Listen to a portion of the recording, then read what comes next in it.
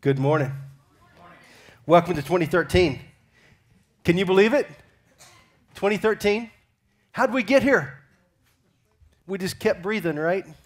You just kept showing up each day. You woke up, your name wasn't in the paper, you figured it was going to be okay. You know what I'm talking about, right? I mean, it's crazy. You know, I'm 48 right now. I know you can't believe that. Yeah. I've been on this ball of mud for 48 years. I figure I'm about a third of the way done. Okay. Maybe a little more. We'll see how it goes, you know. I have to eat a lot of Wheaties if I'm going to last a lot longer than that. But it's been kind of crazy. You know, and I wondered, you know, why do sometimes we make resolutions? And I think we make resolutions in New Year's because we want to be better than we were before, right? I mean, at least that's for me. I think, well, why would I resolve to do something differently? Why would I resolve to be different in some way? Well, mostly because maybe I'm not happy with how I've been before. Anybody ever been there? You've made a resolution because you want something to be different. Anybody make any resolutions this year? Anybody? Not many of you, just some. Okay. Well, not very resolved bunch of people. You're pretty happy with where you are. That's good. Well, if you're pretty happy, I'm glad. I mean, you guys are better than I am. There's a few things I need to work on. Now, I've got a short list. Julie has a very long list of what I need to work on. And so if I asked her what my resolution should be, she could come up with a lot more than I would. But the challenge is that we sometimes make resolutions hoping that things will be different, hoping that we'll grow, hoping that we'll change. And I want to help you with that because I believe you're here today because God has invited you here. And there's something you want to do with your life. And I think the thing most of us want to do with our lives is we want to honor God. We want to follow Him. We want to figure out what is it to find and do the will of God. That's the subtitle of the series we're in right now, U 2.013, Finding and Doing the Will of God. How do we know what His will is and how do we do it? And part of that comes through our resolutions and things we want to be better at or we want to be stronger in. And that's how we get started. Here are some resolutions based on a government website, USA.gov, says these are the resolutions most people are working on. So don't know if any of these fit you or not, but they might. This is their list. Drink less alcohol, eat healthy food, get a better education, get a better job, get fit, lose weight, manage debt, manage stress, quit smoking, reduce, reuse, recycle. Okay, good enough. Save money, take a trip, volunteer to help others. Chances are something that you're thinking about fits closely to some of those. That's the big list from the U.S. government. That's what they said most of us are thinking about and working on as we turn the calendar to 2013. And so I want to help you figure out what would it be like to find and do the will of God in 2013, to take action on your resolutions and to actually accomplish them. Because if you're like me, you've made resolutions in the past that you did not accomplish. Ever happened to you? That's why some of you didn't make any more resolutions, right? I've trimmed my list way back because I've learned a big list doesn't mean I'm going to be more successful. As a matter of fact, it probably goes against me. So I've learned to kind of simplify and just focus on a few things at a time because I just don't multitask that well. I don't accomplish 70 things, but I can accomplish 1 or 2 or 3 things pretty well. So trimming down and deciding this is really what I want to focus on helps. And so I want to help you today very practically. I'm going to teach some very practical principles on how you can manage your time to honor God and to accomplish your resolutions. Would that be okay if that's what we worked on today? And that's kind of where I'm headed. And so, you know, we're tripped up sometimes, not because we don't have a good resolution and not because we don't have good resolve, but because we don't plan for the inevitable obstacles that are going to come. And the number one obstacle for most of us in accomplishing our objectives is we don't manage our time well. We let other things rob us of our time and our energy. We get unfocused, and in that lack of focus, we don't accomplish what we meant to accomplish. So the year can get away pretty fast, can't it? We're already at January 6th. We're 6 days in. Did you know that? There's only 350. No, how many left? No, 346. How many days are in a year?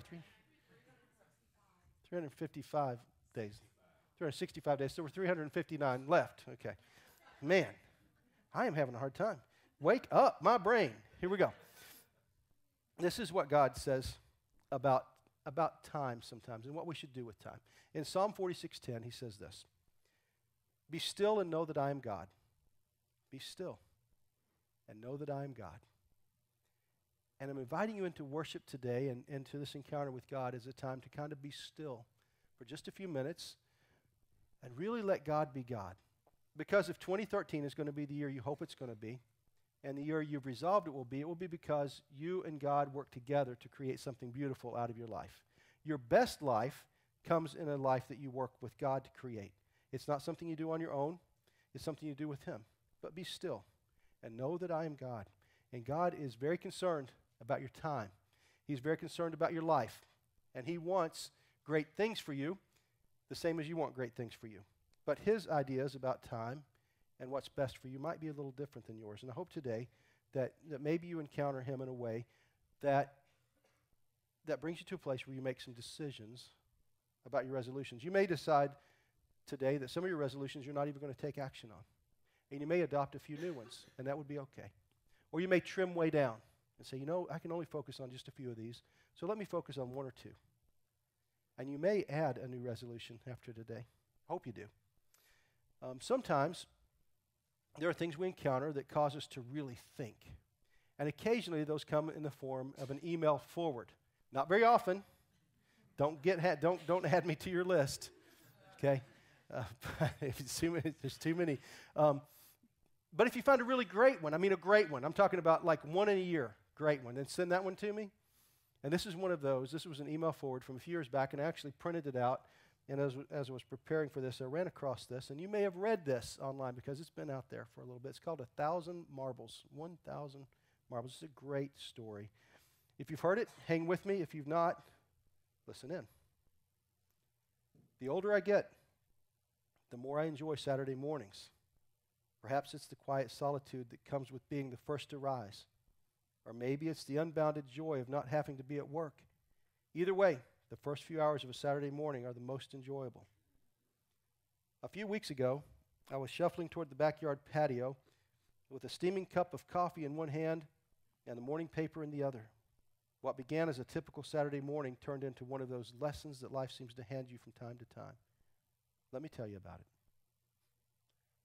I tuned the dial on my radio to listen to a Saturday morning talk show, and I heard an older-sounding gentleman with a golden voice. You know the kind. He sounded like he should be in the broadcasting business. He was telling whoever he was talking to something about 1,000 marbles. I was intrigued, and I stopped to listen to what he had to say. Well, Tom, it sure sounds like you're busy with your job. I'm sure they pay you well, but it's a shame you have to be away from home and your family so much. Hard to believe a young fellow like you should have to work 60 or 70 hours a week to make ends meet. Too bad you missed your daughter's dance recital. He continued, let me tell you something, Tom. Something that has helped me keep a good perspective on my own priorities.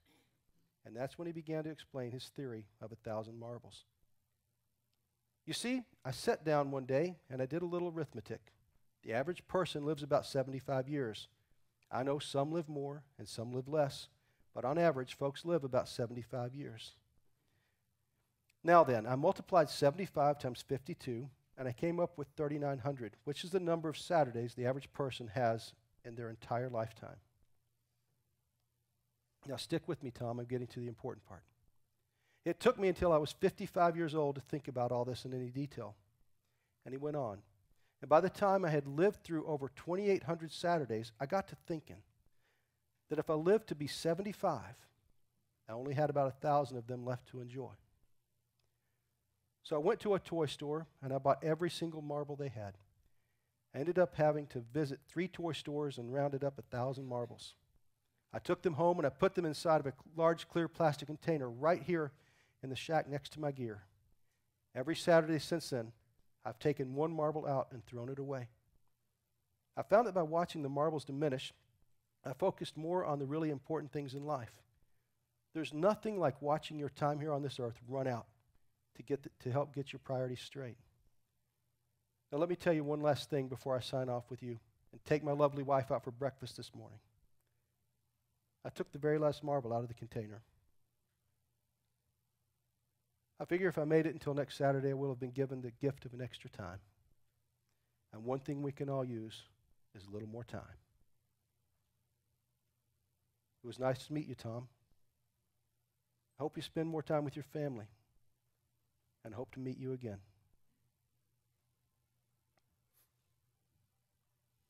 You could have heard a pin drop on the radio when this fellow signed off. You also could hear the phone. I guess he gave us all a lot to think about.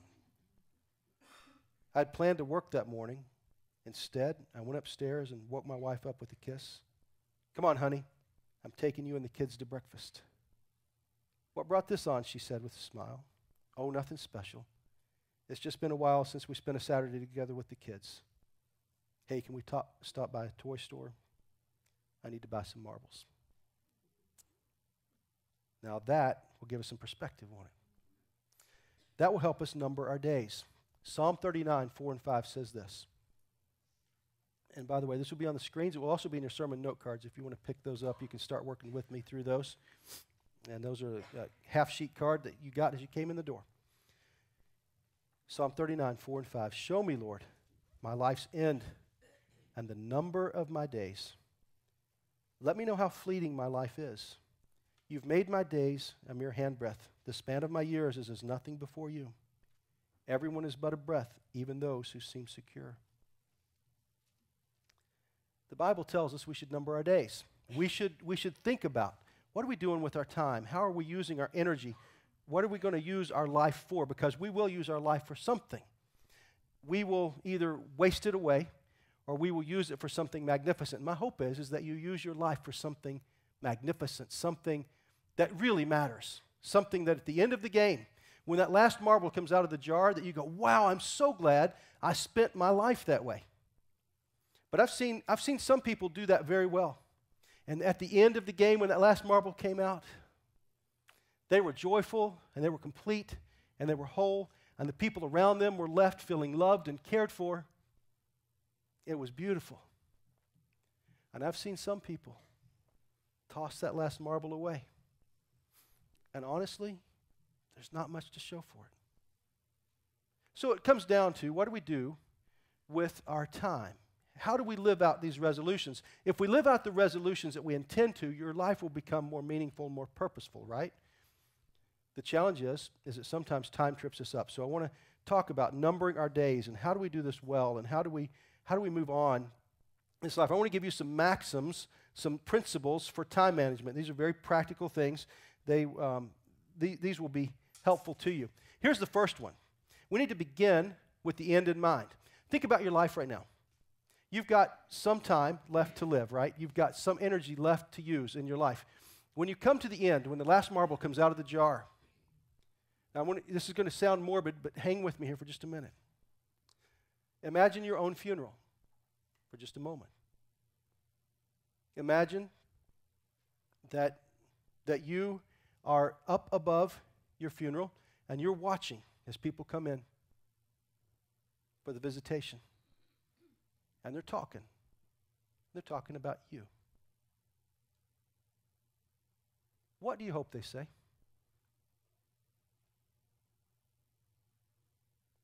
What do you hope they say? What do you hope is the essence of your life? Because in that moment, everything gets stripped down to what really matters and to who you really were. The essence of your life gets shared, and people walk in. And I've been at funerals that were magnificent. And the stories would go on and on and on about how people were blessed by an individual. And I've been at funerals where there is nothing to say. Because the only thing you could say would not be very flattering. But it really comes down to how we live right now. Now, this is not to be morbid. This is to help you. Listen to me. A great thing for you to write down right now on your sermon note card would be, what do you want people to say about you? What do I hope people say about me? Because this will help me know what my resolutions really need to be and how I really need to order my life and how I need to number my days. Along those lines, once you know what you hope people say, the most important list you could do in 2013 would be a stop-doing list. Not a to-do list, but a not-to-do list. Things you will no longer do. Things you will take out of your calendar. Things you will stop doing. The stop-doing list may be more important than your to-do list. Because what gets in the way of us accomplishing things a lot of times is we're trying to do too much. Not that we're trying to do too little. For most of us, our challenge is that we overreach.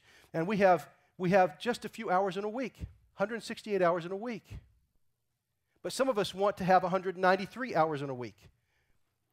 Even if you want them really bad, you still don't get them. You understand?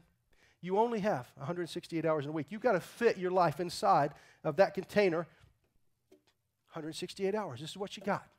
Your life has to fit in the bucket. It's got to fit inside here. If it doesn't fit inside here, then it doesn't work. Make sense? The challenge with a lot of our resolutions is we stack our lives so full that the resolutions are spilling out over the top, and there's no possible way that we could accomplish them. And we frustrate ourselves, and we don't leave enough space for what matters most. So I want to talk to you about how we do that. So you begin with the end in mind. What do I really want my life to be about? What's the essence of my life? And then we've got to figure out how we're going to orchestrate our lives, 168 hours. Now what happens to most of us is this. This is email. You know what I'm talking about? This is junk mail. This is all kinds of frivolous interruptions that happen in our life. You know what I'm talking about? You have any of these? Anybody have these happen in your life? How many of you have a lot of these happen in your life? I mean, this is the resolution killer right here. Our life is so filled with junk, and just in case, this is also Facebook. This is Farmville. I pick on Farmville a lot, I'm sorry. If you play Farmville, good for you. Just to be sure. These things that just happen in our lives, and what goes on is this. This is our life, and we've let it fill up with too much stuff that we really don't want or need. It's just junk. At the end of the game, does much of that matter at all? Does it? And yet we spend so much of our energy on it. Now, let's talk about some things that really matter to us. What's something that matters to you? What's a priority in your life? What's something that matters to you? Give me one. Somebody give me one. Family. Okay. Let's talk about that. Family. Okay. Let's say that this rock is family. So on top of all this frivolous stuff, we try to put some family in, okay? All right. What else is important to us? Friends. Yeah. We want to have some time with our friends. Good. What else? What else is important to us? Time alone with God. Just time to be with God, to connect with Him. I would call that, Dale, a Sabbath idea. The idea of Sabbath. We need space in our lives to connect with God. But most of the time, challenging for us to find. So I'm going to give that one, Dale, because I know you. I'm going to give that one a pretty big rock. I'm going to give this one, because I know this is important to you. So there we go. All right, what else is important? Your parents. Okay, your parents. Those of us who still have parents, very important to us to have time with them. Okay, good. What else? Music. Very good. And the chances are, if you're younger, that your iPod, iPad device, your smartphone is filled up with music of some kind, or you're ripping it off from somewhere. Okay. So here we go. So you got some music. What else?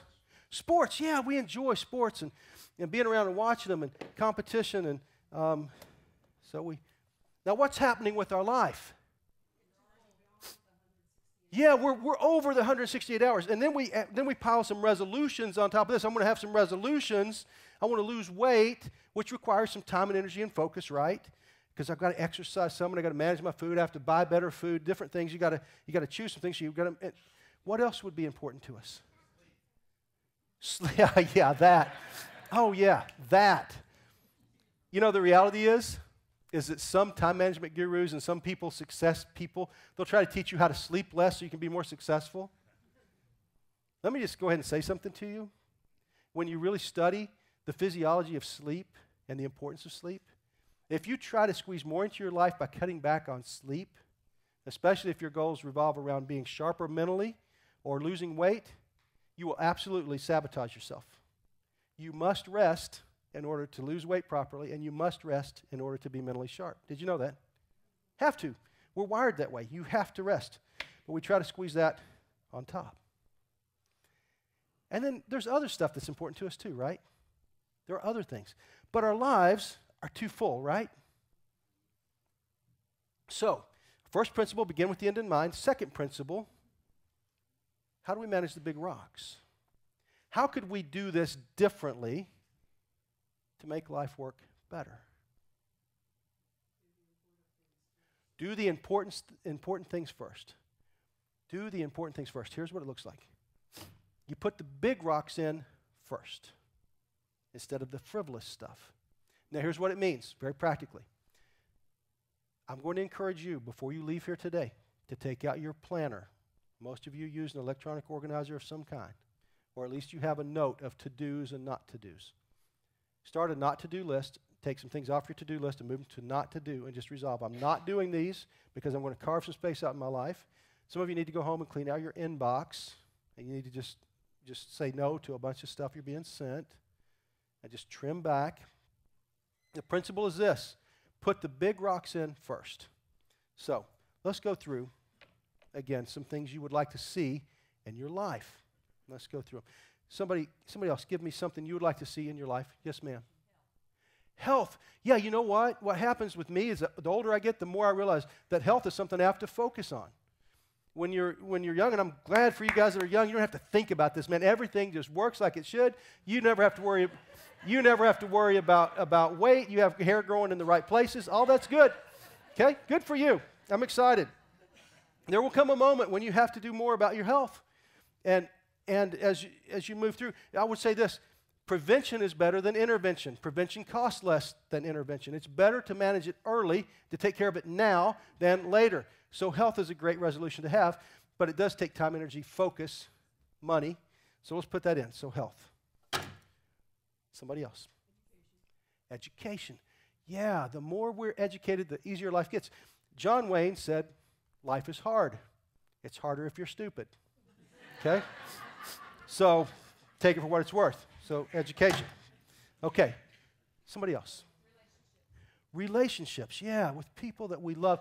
You know, honestly, don't relationships make life sweet when they're healthy and well? But relationships take maintenance. Men, marriages take an enormous amount of time. Now, wives know this, and they're frustrated with you because you don't know this. Okay? They take an enormous amount of time. They take more time than you can imagine. To have a healthy marriage, you need about 20 hours of communication a week. Did you know that? Doesn't have to be face-to-face, but it's phone time, it's back and forth. It just takes a lot of energy and time, and it's more than we're willing to give to them. But relationships take time. And by the way, parents, you know this. You've heard this before. How do children spell love? T-I-M-E. They just do. It takes time. Okay, what else? Say again? Yeah, put the time with God thing back in there. That was a big one I found in here somewhere. I've got to put that one. I'm going to put that one right there. Yeah. The principle of the Sabbath, of time with God. Now, in our culture, in America, there was a time when the Sabbath was honored, when Sundays were set aside as something special. You can see that still reflected by Chick-fil-A. And I'm not sure, does Hobby Lobby, are they off on Sundays as well? By a couple of companies that have a Christian background that have said, we're going to stand our ground, and we're not going to let the Sabbath be overran or violated. Last time I checked, both those companies are doing very well financially. Isn't that interesting? That they could take a full day off and still do well financially. That they could still make it. I think that's pretty intriguing. That God invites us. He says, remember the Sabbath and to keep it holy. Why would that be the fourth commandment? Why is that so important to God that it shows up as a commandment? And the fourth one at that. Why is it so important? Is it something that God needs from us? No. God is complete without me, and God is complete without you. He does not need you, but we need him, right? We need God desperately in our lives. And yet, if we don't take time and carve out time to be with God and to connect with him, he will be pushed out of our lives. As a matter of fact, some cultures have tried to do away with God totally. Stalin, in order to rule over people and to lord over them and to create the evil society that he created, he eliminated the idea of a Sabbath. He went to a 5-day calendar and eliminated Sabbath. Why? To get rid of God. Because if you can get rid of God, you can do anything you want, right? And practically speaking, in America right now, we're pushing God to the margins, aren't we? we are pushing him out of our lives in every way possible. I'm inviting you as a Christ follower with the central idea. If you really want to find and do the will of God in 2013, it's going to be because you put this rock in the middle of your life. And you schedule it, and you guard it, and you prioritize it. I'm not just talking about taking a day off. I'm talking about carving out time to be with God, intentionally to be with God, however you work that out. And if you need some coaching on that, anybody in our team will be glad to help you figure out how to do that, how to set aside some time with God to put this rock in. You put this rock in, everything else is going to balance around it. If you don't put this rock in, chances are your life's going to be a disaster because we just simply can't do life on our own. We weren't made or designed to do life on our own. We were made and designed to do life with God. Did you know that? And the more you do that, the more blessed life you'll live. What else would be important to us? Time with family. Yeah. Get some family time in here. And this is what I've learned too. You got to schedule it.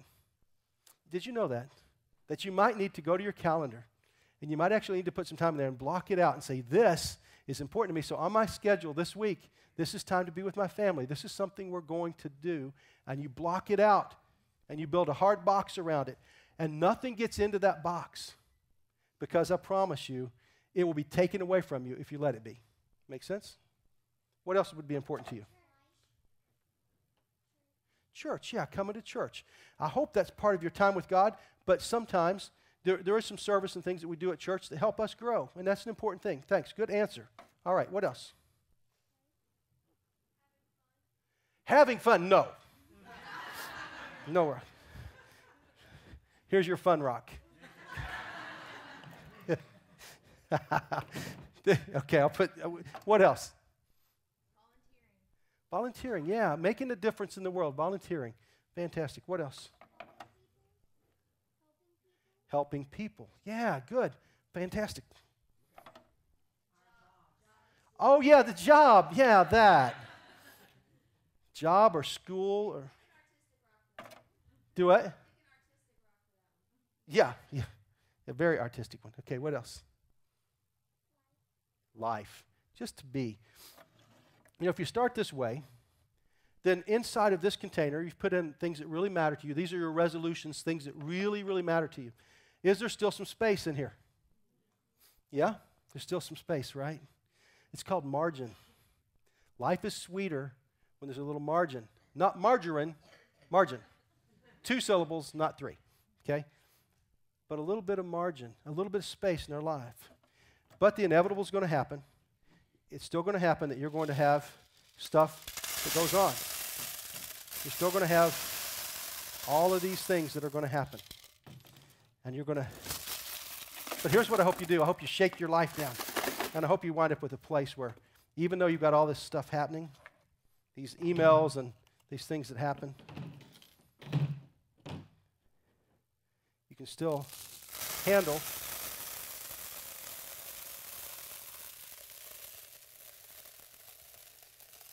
a lot of that stuff. You can have a lot of that kind of stuff in your life. And if I shook this long enough, I could shake all these little rocks down into the holes. But I'm going to shake it too much. Here's the deal. If you're really going to live the life you're meant to live, you're going to have to stop doing some things and put the big rocks in first. Begin with the end in mind. Put the big rocks in first. And here's the last maxim. Choose to cheat. Choose to cheat. Let me give you an illustration. This is the rock that your boss wants you to have. Okay? He wants this. All right? How many of you guys have a boss like that? Meredith, do not raise your hand. Okay. But you got this, right? I mean, this is somebody in your life wants this, don't they? Husbands, this is your wife's rock. No, seriously, I mean, she deserves a very, very big rock. But you're going to have to choose who gets what rock in your life, who gets what part of you. This is all of you. Man, you can't give all of yourself to anybody. So you've got to choose how you're going to prioritize. Who gets a rock that's this size? And who gets a rock that's this size? Who gets which one? You have to cheat somebody. Everybody doesn't get the same amount of time, energy, and attention from you. life is not balanced in that way. But life is very balanced when Christ is the first rock you put in.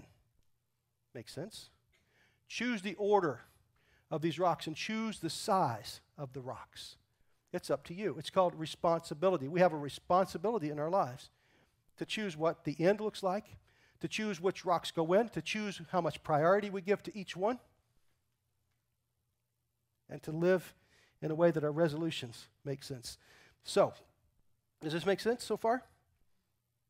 End in mind, big rocks in first.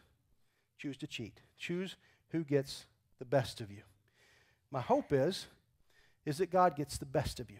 Because when he gets the best of you, then you get this incredible sense of rest and margin and peace and purpose.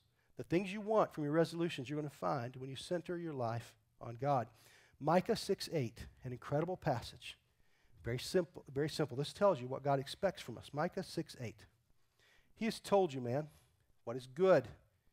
And what does the Lord require of you but to do justice and to love kindness and to walk humbly with your God? To walk humbly with our God. That's what he wants from us. So how are you going to spend your marbles? What are you going to do? You don't have an infinite supply. We only have so many days. So my hope is that we'll number our days, that we'll live wisely, that we'll have God right in the center of what we do, that in the middle of how we do our lives, that God would be honored, and that we would choose which rocks get what priority in our life. My hope for you is that you'll make this a very practical day, that you'll take that sermon note card, and right now I want you to do that. I want you to take the sermon note card. I want you to find a pen or a pencil, and I want you to do something with me. There's some blank space on the back of that card, and I want you to write this down. At the end of your days, what do you hope is said about you? At the end of your days, what do you hope is said about you? Nobody else has to see this, by the way. Now, do some of you need sermon note cards? I see some of you give me this look. So if you need one, raise your hand, would you? Need one? Okay, we've got a few up front that need them. Okay. Meredith is going to help me with that, and Dale. So when they come back in, they're going to go get some. They'll bring them back to you. But go ahead and start working out. What do you hope? And then the next thing I want you to do, I want you to draw the big rocks for your life. And I want you to draw them in order of size, of which rocks are most important to you. Make sense? You choose what rocks you're putting in, and then you choose how big they are. I want you just to kind of, this is more than just a sermon I want you to leave out there. This is what I want you to think about. If you need the information, they're bringing it. Just hold your hand up again quickly, and they'll bring it to you.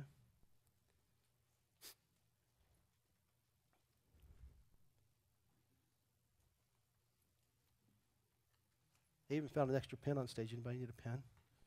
I'll toss you a pen.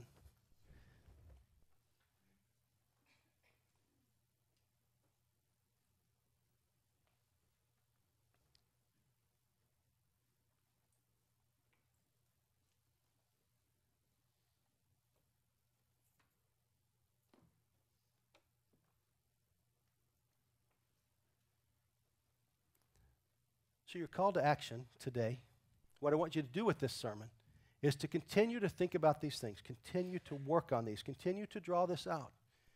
Because inside of this, inside of doing this work, you'll find your idea of what success really is, of what really matters to you, of what you feel like God is calling you to. And if you'll order your life this way, if you'll number your days this way, at the end of 2013, you will have accomplished many, many things that are very important to you. Many of your resolutions, the important resolutions, will have come true. But today, I hope I've encouraged you to stop doing some resolutions. There's some you need to go take off your list. And there's a few you need to add.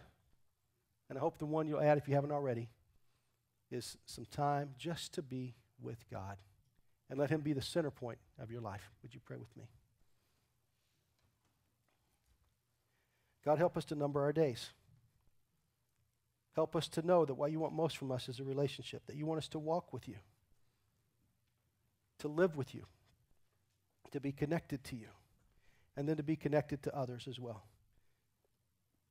So God, help us to prioritize, to know what our end should be like, to know which rocks matter most to you, to accept those first as your plan for our life, and then to let our lives reflect your priorities for the world and your priorities in our life. God, may we be your people in every way. May we do what you've called us to do. In Jesus' name, amen.